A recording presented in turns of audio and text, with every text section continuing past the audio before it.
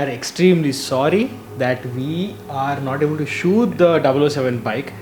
The keys are here. The keys are here. हाथ में है keys. Reason because some or the other thing is happening. He's busy. I am busy. The bike is not here. So definitely our next vlog pakka. Because the sun is going down, we are making this vlog right now, and definitely the next upcoming vlog will be 007 bike. And watch Pop on YouTube. Welcome back back to Two Brother Vlog. It's been a really long time that I've been free, man. I have been flying 7 days straight, and I'm talking like a madman because I've gone mad. I have reached the limit of flying for a week. उतना ज़्यादा flying हो रहा है. Train started as expected. So what is in today's video? You must have already read the title, but I've recently posted a story on my Instagram asking aviation related questions. So look at my wallpaper, that is the cockpit of my aircraft. So this video is all about me answering the questions because there were so many questions that I couldn't answer them in the stories and it was practically impossible. So today I'm making this video specifically for the aviation related content. Stay tuned, there might be a lot of questions which are interesting for non-AV geeks as well. So today is Ugadi, and on the commemoration of Ugadi, we are actually running a 12% discount on the entire range of dress up homie. I'm wearing one. This is my trademark wala dialogue, oh boy. I'm wearing this. There are a lot more new collection coming up in the near future as well. Check out our website if you haven't already. Purchase the merchandise. It will help us in getting out more merchandise to you guys as well. So without any further ado, let's get in. Okay, a lot of people have this question about flying. They want to get into flying. They have a question that, they wear specs. Are spectacles allowed for pilots? Answer is yes. I've been telling this a lot of times. You can wear specs. You can have a 6x6 vision with specs. Only regulatory requirement is you need to have an extra pair of specs in your bag. Lot of pilots fly with specs. So that question is out. One more question before we dive deep in, because there are a lot of questions of this as well I've gone through. What is the difference between an international pilot and a domestic pilot? There is nothing called as an international pilot. As a pilot, you can go to any airport anywhere in the world. There is no restriction on which airport to go to. There is one thing called as an expat. Let's say a foreigner is working in India, he's called an expat pilot. And let's say I am an Indian, I go and work, let's say in the Middle East, I'll be considered an expatriate or an expat.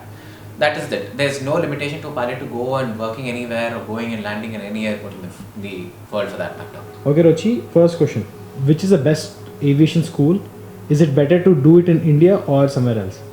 Personally, if you ask me, there is nothing called as a best aviation school. Aviation is not like any of your engineering or medical colleges where the school determines how well you are. It is basically the regulatory authority. My language has gone to kaput today. But yes, the regulations of each country, or it's called a state in legal terms. So the state determines the minimum quality standards, and a representative of that state or that country will actually do your checks. So only if you pass those checks, you'll be given the license. Personally, I find the quality of training outside India much better. Hope it changes in the near future. But as of today, I would advise somebody going out of India. Aviation or the market has opened up again. Go outside India, do your pilot training, come back to India. That's a much better option than doing it in India. It's quicker, all costs slightly more, but your standards are higher.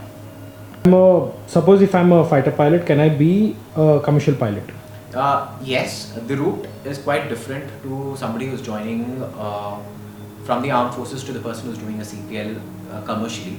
So once you join the forces, it's a completely different route. You will directly be joining as a captain on the commercial fleet after your retirement from the forces or after you do your short service. The exact path to that, I can't define it. I haven't been to the armed forces. But yes, if you go through your NDA CAD program and stuff and become a pilot there, and then you can definitely join the commercial line, but at a later stage in your life, not immediately. What do you generally carry in your pilot bag? That's an example of a pilot bag. We just put it in the background. Okay, you can actually look at the background. We are actually kind of portraying whatever is kind of the answer related to that stuff. And regarding our pilot bag, my pilot bag weighs close to 13 to 14 kilos, and there are if I am lucky, I can squeeze in a night suit. Let's say that is if I get stranded somewhere, let's say the aircraft is grounded for whatever reason.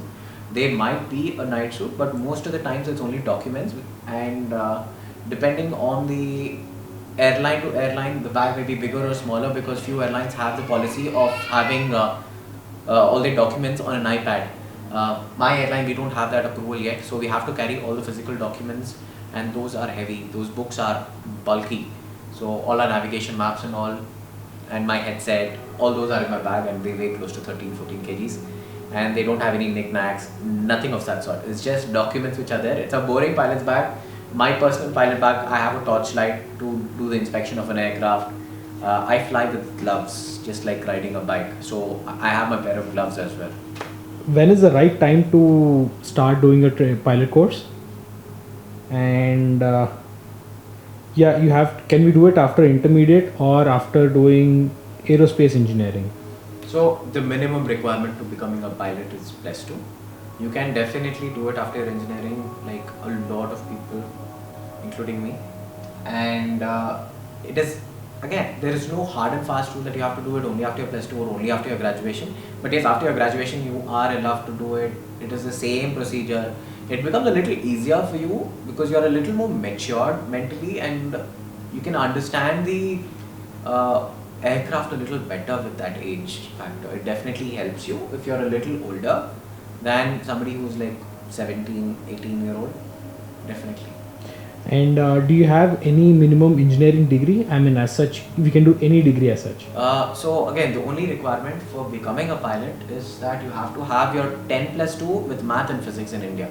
Other countries, it's not required, but in India, to do your pilot training, you have to have your math and physics. Let's say if somebody's from the commerce background, they can still do pilot training. Only thing is they'll have to give their math and physics for +2 in an open university and get their 10th and 12th, their 12th math and physics mandatory done through an open university, that is. What's the difference between a turboprop and a jet, and which one do you prefer? Physically, they're quite different aircrafts. Turboprops, you can actually physically see the fan. Jet, it's called turbofan. The bigger aircrafts. Turboprops is smaller in size. Jet engine aircrafts are larger in size. Basic difference from the outside. Another major difference is turboprops fly at a lower altitude compared to the jet engines. And on the high side, turboprops are much more fuel efficient. What do I prefer to fly? It doesn't matter. As long as I'm in the air, personally, I'm happy. There are differences. They cater to a different audience. Turboprops are used for shorter distances. Turbofans are used for much longer distances, and routes which are more, which need more occupancy. Which is more harder, takeoff or landing? And which is more scary? As a passenger perspective, or Both. Okay. Okay. Both require immense concentration. Let's consider 100 as a number.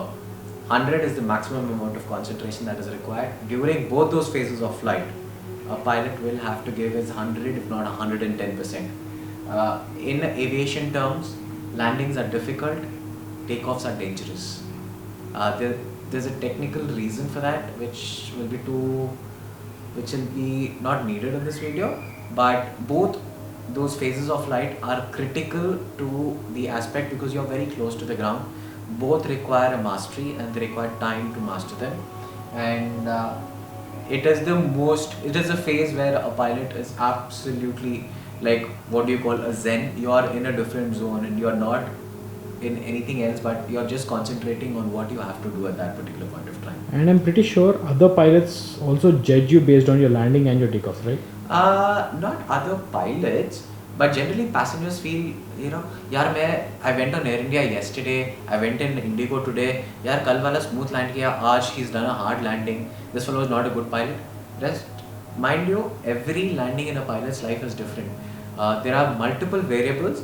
I might make an amazingly smooth landing now, and my very next landing might be a little harder or hard landing or whatever. So there are multiple factors which are affecting, and let it be the conditions of the runway, let it be the weather, multiple phenomena. No two landings ever in a pilot's life are the same. There are so many variables which we have to calculate in the mind during landing, and taking off is a little similar. You have a technique to it, but every landing in your life is different. Your most dangerous experience while mid-air, and also funniest experience mid-air, and also boring experience mid-air.